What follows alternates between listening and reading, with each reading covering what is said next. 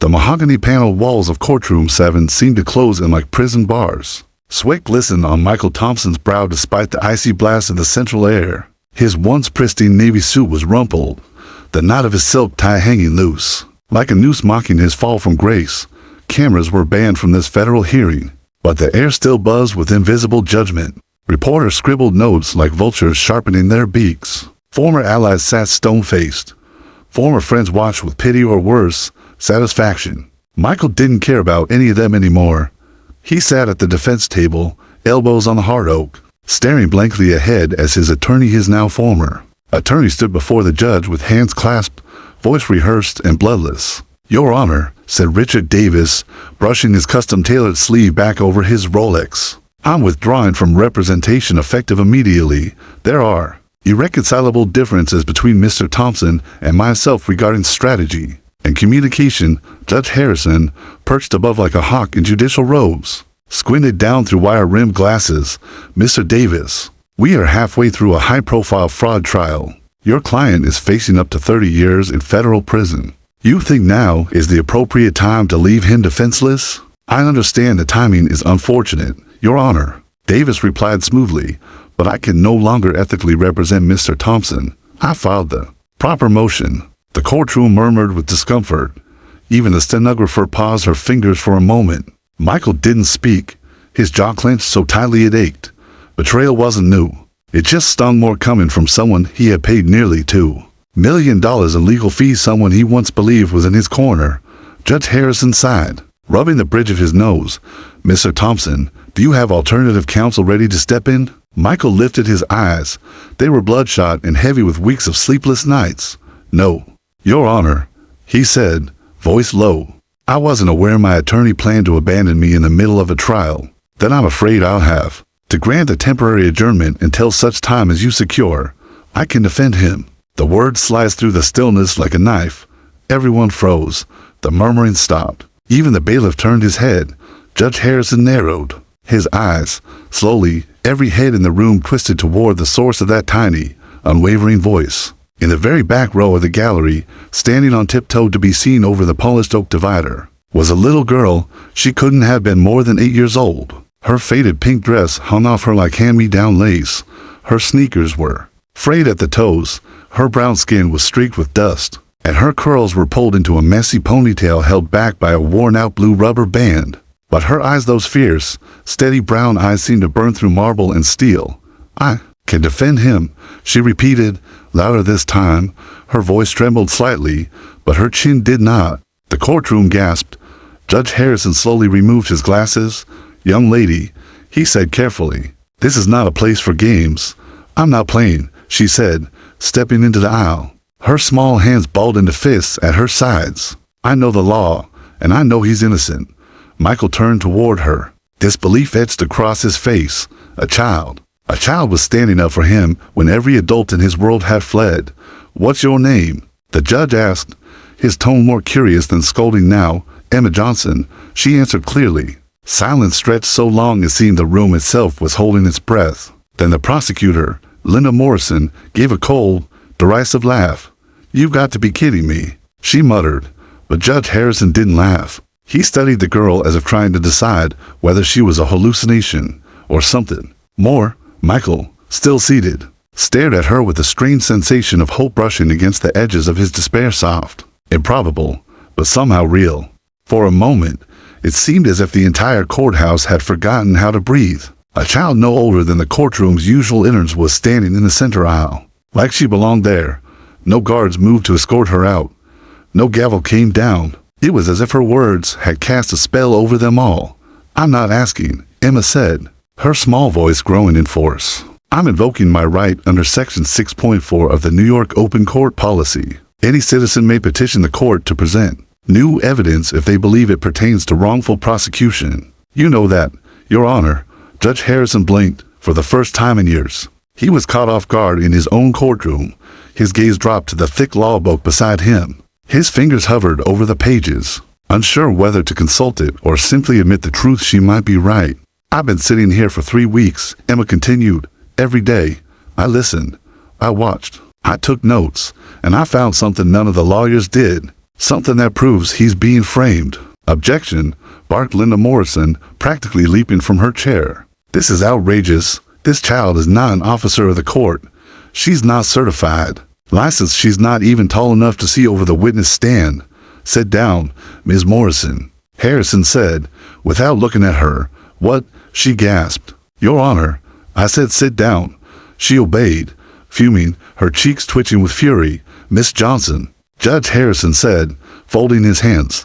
How exactly do you claim to know the law? Emma's eyes softened just a little, and for a flicker of a moment, the lioness inside her was replaced with the little girl beneath. My dad was a paralegal, Robert Johnson. He used to work downtown in the legal aid office before he died. He taught me everything. Her voice caught, but did not falter. He used to say, Emma, the law doesn't care how small your voice is. It only listens for the truth. That quiet conviction sent a ripple of emotion through the spectators. A woman in the third row clutched her purse to her chest. A man in the back shook his head slowly. Stunned, Judge Harrison rubbed his chin, studying her. And you believe you've uncovered something worth halting a federal case for? Emma nodded. Not just something, everything. She pulled a folded stack of papers from her backpack, clipped, highlighted, and annotated in what could only be a child's careful, blocky handwriting. I made copies. I can explain all of it. I found anomalies in the timestamps of the alleged transactions. I masked them with subpoenaed server logs that the prosecution showed 2 days ago. If you look closely, really look, you'll see the fraud data couldn't have originated from Mr. Thompson's access key. Michael leaned forward in his seat. His heartbeat thudded in his ears. He remembered those logs. He remembered Morrison brushing them off as technically irrelevant. But this girl, this child, had caught something he hadn't. And there's more, Emma added, stepping forward. Mr. Davis, his lawyer, was compromised. I saw him meeting secretly during recess with a woman who looked exactly like Victoria Sterling. A low whisper spread like wildfire through the courtroom. She's been here at every hearing, Emma said, pointing, but she's never testified, never spoken. Just sits there, watching. Mr. Davis took a call during the lunch recess yesterday. I followed him. I know what I saw. Linda Morrison jumped up again. This is speculation, conspiracy theories from a child. Then prove me wrong, Emma said sharply, her voice cracking with fire. Let the evidence speak. Isn't that what this court is for? This time, the silence was electric. Even Judge Harrison sat motionless, his wrinkled hand hovering just above the gavel like it was suddenly heavier than the Constitution itself. He looked at Michael. The man who had once closed billion-dollar deals now looked like he barely remembered how to breathe. But in his eyes, something had returned, a flicker of hope, of belief. I don't know who you are, Michael whispered, almost to himself. But thank you. Judge Harrison cleared his throat. Miss Johnson, I don't know what exactly you were stepping into here, but I've lived along and tried too many cases to ignore a voice like yours. I'll grant you 24 hours. You may prepare your findings. You'll present them tomorrow morning in a special evidentiary session. If you fail to bring merit, I'll dismiss your claim without question. Emma nodded solemnly. You need someone to supervise you, the judge added. This court will not be held hostage by a child, no matter how articulate. My mom will sign whatever you need, Emma replied. She trusts me. The gavel finally fell. Court adjourned until 10 a.m. tomorrow. As murmurs rose again in the chamber, Emma turned and walked back to the gallery. The crowd parted for her like a tide. And for the first time since this nightmare began, Michael Thompson didn't feel like a condemned man. He felt like someone might just be willing to fight for him, even if she was only 8 years old. The courthouse emptied with a murmur of disbelief trailing behind it. Outside, the summer heat clashed with the city's neon lights as reporters scrambled, microphones like spears, hunting the child who had just hijacked a federal trial. But Emma wasn't giving interviews. She ducked into the back seat of a rusted cab with her mother, clutching a beat-up backpack filled with printouts, legal pads, and the truth dot at 11:07 p.m. The lights flickered in apartment for seeing the Bronx. Their unit was smaller than most city offices' one-bedroom, a kitchen that doubled as a dining area, and a couch that folded into Emma's bed. Her mother, pale and coughing from her latest round of chemo, tried to stay awake. But Emma kissed her forehead gently. Sleep, Mama. I'll be okay. Then the door clicked shut, and Emma went to war. She laid her papers across the scratched linoleum table like battle plans. She had 3 highlighters, 2 pens, and one working laptop, the kind donated by a charity after her dad died. The Wi-Fi was spotty, but that didn't stop her. She opened public court documents, archived transaction logs, employee directories, tax records, and internal Thompson Industries audit she had quietly screenshotted when the prosecution displayed them briefly on screen. Hours passed. Her eyes stung, her stomach growled, but the fire inside her wouldn't let her stop. At 2:43 a.m., Emma stumbled across something strange. A security badge ID from Thompson Industries had been flagged as deactivated a full 48 hours before the digital signature linked to the embezzlement occurred. The name, Charles R. Camden, a financial analyst, quiet, unassuming, terminated for cause just before the trial began, except Camden's name never came up in court. Emma's fingers flew across the keyboard. She found a LinkedIn profile. Dormant. She checked city employment filings. Nothing since termination. Then, on a hunch, she cross-referenced phone records Davis had submitted last week under Exhibit 34. One number, unmarked, repeated dozens of times just minutes before. Every key document was filed to frame Michael. Emma's fingers stopped. The number matched Camden's emergency contact from a previous HR form. And the contact, Victoria Sterling. A drop of sweat slid down Emma's temple. She suddenly realized her entire body was trembling, not from fear, but from the weight of proof. They did this. They built this. Victoria had orchestrated every piece of the puzzle, as she'd used Camden as her ghostwriter. Richard Davis had merely been the tool to twist the blade. But as Emma leaned back, breathing hard, something outside her window caught her attention. A shadow moved in the hallway. She quietly approached the peephole. A man in a dark coat stood near her door, facing away, pretending to check his phone. He didn't knock, didn't speak, just stood there for 5 full minutes, then walked off into the stairwell. Emma didn't move until she heard the creak of metal stairs echoing away into the night. Back at the table, she copied everything onto a USB drive and tucked it into the lining of her backpack. She printed a second set of her evidence and hid it inside a cereal box in the kitchen. If someone was watching her now, they wouldn't stop at watching tomorrow. Her father once told her the law could be a shield, but if necessary, it could be a sword. Tonight, she sharpened hers. As the sun broke over the skyline, the courthouse began to stir again, this time, not for a millionaire or a prosecutor, but for an 8-year-old girl who had uncovered a billion-dollar conspiracy and dared to stand in its path, and she was just getting started. The courtroom was already packed when Emma arrived. Reporters who had ignored the trial for weeks now sat elbow to elbow, their lenses pointed at the smallest person in the room, a child. No badge, no law degree, just a backpack and a stack of documents that might explode the very foundations of the case. Michael Thompson stood when she entered. It wasn't planned. It wasn't for show. He just couldn't sit. Not when the only person who had fought for him was no taller than the podium. She was about to stand behind. Emma walked up the aisle with quiet confidence, her mother watching. From the gallery, thin and tired, but glowing with pride, she took her place at the table opposite the prosecution, placed her backpack gently on the floor, and looked up at the man who held her future and Michael's in his gavel-bearing hand. Judge Harrison adjusted his glasses. "Miss Johnson, you may proceed." She nodded once, then opened the first folder.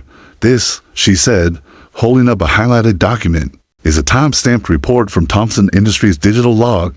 It tracks employee ID access and internal system usage." She passed a copy to the bailiff, who delivered it to the bench.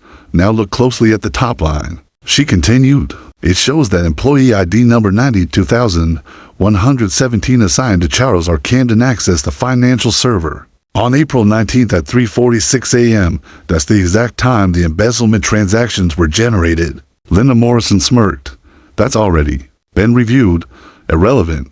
That access occurred before Camden's termination." Emma smiled politely. "You're right.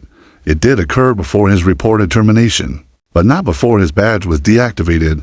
The smirk faltered. Emma slid another document across. "This is a report from Thompson's internal security log, marked confidential. It shows Camden's badge was shut off to full days before that transaction, which means someone spoofed his credentials or someone lied about when he was terminated." Judge Harrison's brows furrowed. "I also found these," Emma said, raising a stack of phone records filed under Exhibit 34 by Mr. Davis last week. One number repeated just before every document that implicated Mr. Thompson. She tapped her paper. That number is registered to Victoria Sterling. I checked, but not under her name. It's under the name of a private trust in Connecticut. The same trust where Charles Camden's severance check was deposited, not into his account, but into one owned jointly with an unnamed secondary signer. A cold silence fell across the room. Then Emma leaned forward. I'm suggesting, Your Honor, that this wasn't simple fraud. It was a setup. Victoria Sterling and Charles Camden coordinated to frame Mr. Thompson, and Richard Davis, his own lawyer, knew. He withdrew because he was being paid to stay quiet, but he got scared. Scared that someone might actually be watching. Michael's eyes went wide. The room was frozen in a collective breath. Linda Morrison shot to her feet. This is absurd. She's not qualified to analyze financial evidence. She's a child. And yet here we are, Judge Harrison muttered, reading the documents. I also followed Mr. Davis during recess yesterday, Emma continued, voice steady. He met with a woman matching Victoria's description in a private elevator at the courthouse. I saw them exchange an envelope. She pulled out a photograph, grainy, black and white, taken from an old security camera in the hallway outside the judge's chambers. Emma had accessed it through a public legal access terminal earlier that morning. In the photo, Davis and Victoria stood far too close, her hand slipping something into his coat pocket. How did you even? Morrison began, but stopped herself. Judge Harrison studied the photo. Then he looked at Emma not as a child, but as something else entirely. Miss Morrison, he said slowly, you will submit to a formal review of all evidence introduced by the prosecution, effective immediately. What? You can't. I just did. The gavel hit like thunder, and for the first time since the trial began, the courtroom erupted not in chaos, but in whispers of disbelief and awe. The dam had cracked. The system had bled. Michael turned to Emma as the court recessed, his voice a whisper. You didn't just help me, he said. You turned the entire case upside down. Emma looked up at him, still clutching her folder to her chest. I told you, she said. I know he's innocent. But what she didn't say not yet was that this wasn't about proving herself. It was about finishing something her father started, and tomorrow she would expose the final name in the conspiracy, even if it meant standing completely alone. The courtroom had never felt this tense. It was as if the walls themselves leaned in closer, desperate to hear what came next. Outside, news vans lined the streets like vultures circling a battlefield. The name Emma Johnson was now whispered across coffee shops, office corridors, and city buses. But inside Courtroom 7, it was still only the truth that mattered. And the truth was sitting in the front row, heels crossed, lips pursed, face porcelain calm, as if none of this had anything to do with her. Victoria Sterling, her navy blazer, was flawless. Her earrings shimmered like icicles. She hadn't spoken a word since the trial began. But now, the silence she had cloaked herself in was about to shatter. Miss Sterling, Judge Harrison said, his voice low and loaded, the court is ordering you to take the stand. A flicker of surprise passed through her eyes, but only for a heartbeat. She rose slowly and made her way to the witness box, every step echoing like a clock ticking down. The prosecution tried to intervene, but the judge silenced them with a look. Beside the bench, Emma Johnson stood with a legal pad in hand, her expression unreadable. Victoria sat. The bailiff swore her in. Emma stepped forward, her voice calm. Miss Sterling, how long have you been engaged to Mr. Thompson? 2 years, Victoria said, smooth and elegant. Since June. Were you ever employed at Thompson Industries? In any capacity? No. Do you have any experience with corporate finance? Victoria smiled faintly. I leave that to the experts. Emma flipped a page. Experts like Charles Camden, a sharp pause. I've heard the name. Victoria replied. I believe he was a junior analyst. Emma nodded. Yes. Terminated for misconduct just weeks before this trial began. And coincidentally, he shared a joint trust account with an anonymous party, who used that account to move $500,000 between April and May. Emma slid a document across. This subpoenaed financial record shows deposits made from an offshore shell company, linked to the lawyer Richard Davis. Linda Morrison stood. Objection. Your Honor, this is speculation. It's not. Speculation, Judge Harrison snapped. It's evidence. Overruled. Emma circled the podium. Her next question was surgical. Miss Sterling, did you meet with Richard Davis privately during this trial? Victoria's perfect mask cracked barely. Of course not. Emma didn't blink. So you deny being in the private elevator outside the judge's chambers at 12:17 p.m. yesterday? Yes. Emma held up the grainy photograph. Then who is this? The courtroom went dead silent. The photo was shaky, but it was her. There was no denying the elegant sweep of her jawline, the gold bracelet she always wore, the expensive tote she carried like a weapon. Victoria's nostrils flared. Emma pounced. You met Davis. You paid him off. You coordinated with Camden. You framed Michael to clear your path to take over Thompson Industries through a hostile merger. Isn't that right? I suggest you watch your tone, Victoria snapped, her voice cracking for the first time. Emma took one step forward. You wanted him ruined because he wouldn't let you gut the company your fiance's father built from the ground up. You never loved him. You just needed him. But when he started asking too many questions, when he delayed the merger, you decided to remove him. Judge Harrison leaned forward. Miss Sterling, this is your chance to respond. Victoria inhaled sharply. Then her lips curved, not in denial, not in rage, but in icy amusement. You all think this is about money, she said softly. But Michael, he never understood power, never understood control. I gave him everything: image, investors, credibility, and he wanted to slow it all down. Play the good guy, please, she chuckled. It was cold, hollow. Michael was always the weakest link in the Thompson legacy. Gasps rippled through the room. Michael stood, trembling. You used me. Victoria turned to him with mock sympathy. I built you, darling. And when you stopped being useful, I did what anyone would do in my position. Judge Harrison slammed the gavel. Enough, but the damage was done. Michael slumped back into his seat, as if years of pressure had just caved in. He wasn't angry. Not yet. He was stunned, blindsided by the person who had once slept beside him, whispered promises in his ear, and called herself his future. Emma looked up at him. Her voice softened. Mr. Thompson, you have a choice now. He met her gaze. You can let her finish what she started, or you can fight back with the truth. You don't need her name. You have your own. He blinked hard, then nodded. Judge Harrison addressed the court. Miss Sterling, due to your confession under oath and the evidence presented, you are now under investigation for perjury, conspiracy to commit fraud, and obstruction of justice. Victoria rose, calm once again. You'll never prove it. Emma smiled faintly. I already did. As the bailiff approached to escort her out, the courtroom broke into chaotic whispers. Reporters ran for the exits. Michael sat back down, hands shaking, but this time from something like relief. He looked at Emma, his voice quiet. I don't know who you are, but my life was just saved by an 8-year-old girl with a legal pad. Emma looked back, eyes gleaming. You were never the enemy, Mr. Thompson, she said, just the easiest target. The courthouse steps were drowning in chaos. Cameras flashed like gunfire. Microphones thrust like swords into the chilled morning air. Reporters shoved and elbowed each other, howling questions at anyone in a suit. Is the trial over? Was the child coached? Is Michael Thompson really innocent? But all of it, the headlines, the shouting. The storm fell away behind the thick glass doors of Courtroom 7. Inside, Judge Harrison had called an emergency recess. Michael sat, hunched at the defendant's table, silent, stunned, his fiancée in handcuffs. The prosecutor scrambled to save face, and in the middle of it all, standing barely 4 feet tall, was the girl who'd unraveled an empire. Emma Johnson. She was silent now, to expression unreadable, gaze locked on the pages of her father's old leather notebook. A warm blue ribbon marked a page.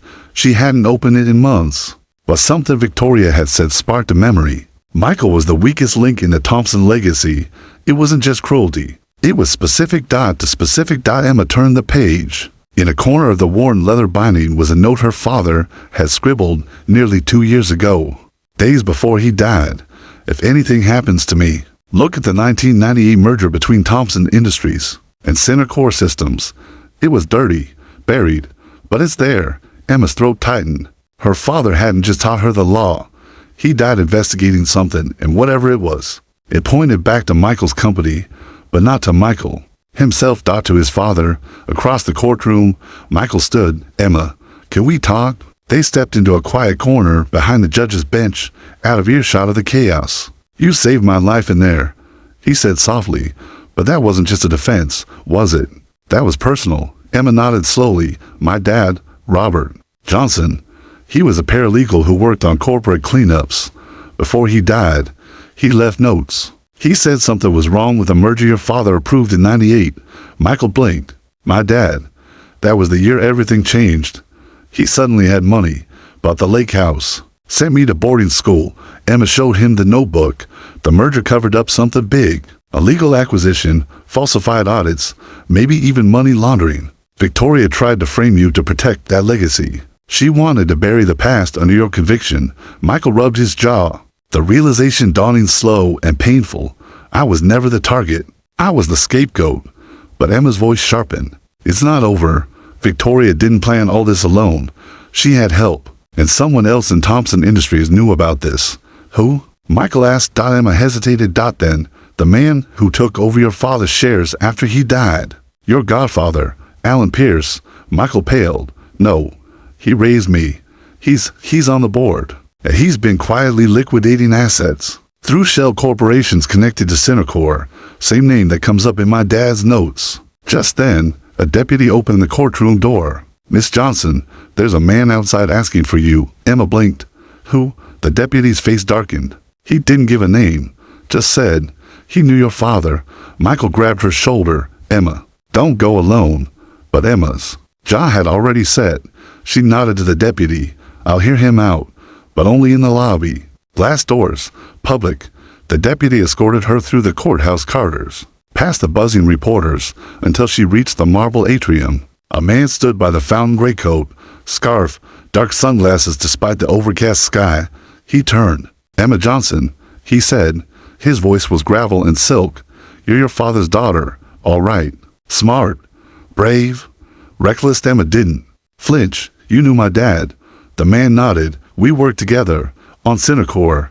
He got too close. That's why they killed him. Emma's blood ran cold. They said it was cancer. The man shook his head. No, it was cancer, but not the kind that just shows up. He was poison, slow, untraceable, designed to look like fate. Her fingers tightened around her notebook. Why are you telling me this now? Because you're stirring things up, kid, and you need to know this isn't about fraud anymore. It's about survival. Yours. He handed her a flash drive. Everything your dad couldn't publish. Emails, names, dates, passwords. Then he leaned in close. Trust no one. Not Michael. Not the court. Not even the press. You're holding a stick of dynamite and they'll do anything to take it from you before it explodes. He turned, vanished into the crowd outside. Emma stood frozen, the flash drive cold in her palm. Back inside the courtroom, a storm was still raging, but the eye of it was shifting. What had started as a trial to clear one man's name had become something much bigger. Now, Emma Johnson wasn't just defending Michael Thompson. She was holding the key to a conspiracy to decades old. And every step she took from here on out would light the fuse beneath the truth. The courthouse was no longer a place of law, or it had become a war zone. By the time Emma stepped back inside Courtroom 7, the media had exploded. Her face was on every news channel. Her speech had gone viral, and the phrase "I can defend him" was now printed on protest signs, tweets, coffee mugs, and t-shirts across the nation. But inside these walls, none of that mattered. Inside these walls, power still spoke in whispers. Court is now in session, Judge Harrison said. But even his seasoned voice trembled with anticipation. Emma climbed into the witness box not because anyone called her, but because the room, the world, demanded it. She placed her father's notebook in front of her and slid the flash drive across the railing. I have new evidence, she said, her voice clear, commanding. Linda Morrison stood with narrowed eyes, looking less like a prosecutor and more like a cornered animal. This is highly irregular, Your Honor. Sit down, Morrison. Judge Harrison snapped. We've already redefined irregular this week. Emma clicked open a laptop that had been brought in earlier for exhibits. The screen projected onto the courtroom wall. A folder labeled RJ Legacy blinked to life. Inside, hundreds of encrypted emails, transaction records, and a PDF titled The Synacor Conspiracy. Emma turned to the court. These are documents collected by my father, Robert Johnson, who was working undercover inside Synacor systems before he died. He traced a pattern of financial corruption, blackmail, and cover-ups dating back to 1998. This corruption wasn't just corporate. It reached into the justice system. She clicked an email. It was from Alan Pierce, Michael's godfather and current chairman of Thompson Industries. It read, "If Michael won't step down voluntarily, we'll make it look like fraud. I've already spoken to Davis. The girl can't interfere. She doesn't know what she's holding." Gasps exploded across the courtroom. Michael stood up so fast his chair toppled. "Alan set me up. My own godfather, he was behind all of it." Emma nodded. "Victoria Sterling was just the decoy. Alan used her to bait the press and misdirect the investigation. Meanwhile, he siphoned money through offshore accounts tied to Synacor." Prosecutor Morrison's face had gone ghostly pale. Judge Harrison turned to her. "And did you know about this?" She stammered. "And no. I was told it was a solid case. Your name is in the emails," Emma interrupted. Coldly, page 47, Judge Harrison raised a hand. "Enough." Silence fell like a curtain. Then, for the first time in the entire trial, the old judge leaned back, took off his glasses, and sighed with something almost like heartbreak. "This isn't just a mistrial. This is a collapse of everything. This room is supposed to represent." He turned to Michael. "You are free to go. All charges dismissed." The courtroom erupted not with chaos, but with something more dangerous. Clarity. Emma didn't smile. She turned, walked past the defense table, and approached the prosecution bench where Morrison stood frozen. She placed the flash drive on the table. "You built a cage and called it justice, but you forgot that truth doesn't need a badge." Then she walked out into the world, out into a crowd now cheering her name. But the story didn't end there. The Department of Justice launched an investigation into Synacor within 24 hours. Arrests followed Morrison, Alan Pierce, and 3 other executives. Davis fled the country. Victoria turned witness for a reduced sentence. Michael disappeared from the public eye. Rumors swirled Europe, South America, Asia. He had money, but more than that, he had shame. He wrote one public letter. "I was blind. A child saw what I never did. I don't deserve a legacy, but I will spend my life trying to earn the truth." As for Emma, she returned to her quiet apartment with peeling walls and a mother who still worked double shifts. But something had changed. Law schools wrote to her. News anchors wanted interviews. Publishers offered book deals. But Emma Johnson wasn't interested in fame. She was building something else. A foundation. For kids like her, for voices that went unheard. She called it the smallest voice.